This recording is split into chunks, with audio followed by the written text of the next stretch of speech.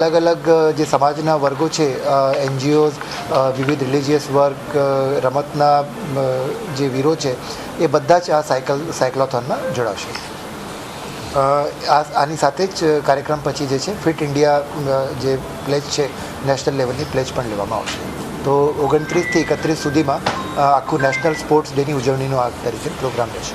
આ વર્ષે ગુજરાત સરકારશ્રીએ ગણપતિ મહોત્સવમાં જો ગણપતિશ્રીના પાંડાલ હોય છે એમના માટે એક નવી સ્કીમ જાહેર કરી છે, જેમાં જુદી જુદી થીમ્સ ઉપર બેસ્ટ જો ગણપતિ પાંડાલ હશે એમને પ્રોત્સાહક રૂપે ઇનામ આપવામાં આવશે. પ્રથમ ઇનામ 5 લાખ રૂપિયાનું રહેશે, બીજું ઇનામ 3 લાખ રૂપિયાનું, 3 લાખ રૂપિયાનું, ત્રીજું ઇનામ 1.5 લાખ રૂપિયાનું અને એમના સિવાય 5 પ્રોત્સાહક ઇનામ 1-1 લાખ રૂપિયાના આપવામાં આવશે.